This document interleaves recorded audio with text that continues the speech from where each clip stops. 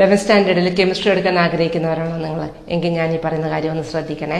Organic കെമിസ്ട്രിയിൽ കുറച്ച് കാര്യങ്ങൾ നിങ്ങൾ ഈ വെക്കേഷൻ ടൈമിൽ ബേസ് ആയിട്ട് തറവായിട്ട് പഠിച്ചു വെച്ചേക്കണം കേട്ടോ. ഏതൊക്കെയാണെന്ന് പറയാം. ഒന്ന്, ഒരു ഓർഗാനിക് കോമ്പൗണ്ട് സ്ട്രക്ചറൽ ഫോമുല എഴുതാൻ അറിയണം. അത് സിംഗിൾ ബോണ്ട് ആവാം, ഡബിൾ ബോണ്ട് ആവാം, അല്ലെങ്കിൽ സൈക്ലിക് കോമ്പൗണ്ട് എല്ലാം ഒന്ന് വരച്ച് ശീലിക്കണം കേട്ടോ.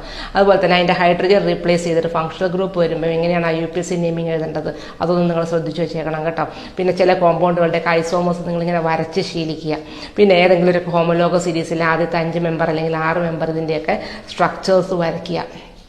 അപ്പം ഇതൊക്കെ ബേസ് ആയിട്ട് പഠിക്കണമെന്ന് പറയാൻ കാര്യം എന്താണെന്ന് വെച്ച് കഴിഞ്ഞാൽ 11th 2 ചാപ്റ്റേഴ്സ്, അതായത് some basic concepts of organic chemistry, അതുപോലെ തന്നെ ഹൈഡ്രോ കാർബൺ, ഈ ഞാൻ പറഞ്ഞ കാര്യങ്ങളുടെ ഹയർ വേർഷനാണ് നിങ്ങളോട് പഠിക്കുന്നത്. അപ്പോൾ ബേസ് ഇല്ലെങ്കിൽ നിങ്ങൾക്കത് മനസ്സിലാക്കാൻ ബുദ്ധിമുട്ടായിരിക്കും കേട്ടോ. ഇനി ഇതെല്ലാം പഠിച്ചു കഴിഞ്ഞതിന് ശേഷം സൈറ്റിൽ ഒരുപാട് വർക്ക് ഷീറ്റുകൾ അവൈലബിൾ ആണ്. ഡയറക്റ്റ് ആയിട്ടുള്ള ക്വസ്റ്റ്യൻസ് ആണെങ്കിൽ അങ്ങനെയുണ്ട്, അല്ലെങ്കിൽ കുറേ ഗെയിമുകളുണ്ട്, പസിൽസ് ഉണ്ട്, ബിങ്കോ ഗെയിം ഉണ്ട്. അപ്പോൾ ഇതിനകത്തൊക്കെ അവർ ക്ലൂ തരും ഓർഗാനിക് കോമ്പൗണ്ടിൻ്റെ. അതിൽ നിന്ന് നിങ്ങൾ കോമ്പൗണ്ട് ഐഡൻറ്റിഫൈ ചെയ്യുക, അതിൻ്റെ സ്ട്രക്ചർ എഴുതുക, അതിൻ്റെ ഫോമുല എഴുതുക. അങ്ങനെ ഭയങ്കര ഇൻട്രസ്റ്റിംഗ് ആയിട്ട് ഓർഗാനിക് കെമിസ്ട്രി നിങ്ങൾക്ക് പഠിക്കാൻ പറ്റും. ശരിക്കും പറഞ്ഞാൽ ഓർഗാനിക് കെമിസ്ട്രി മാത്സ് പോലെയാണ്, പ്രാക്ടീസ് ചെയ്യേണ്ടതാണ്. അപ്പം ഇതുപോലെയുള്ള ബേസിക് കൺസെപ്റ്റ്സിൻ്റെയൊക്കെ ഒരു ക്ലാസ്, ഓൺലൈൻ ക്ലാസ് ഞാൻ എടുക്കുന്നുണ്ട് ഇപ്പം.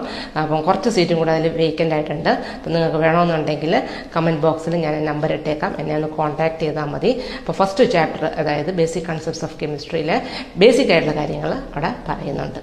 Thank you.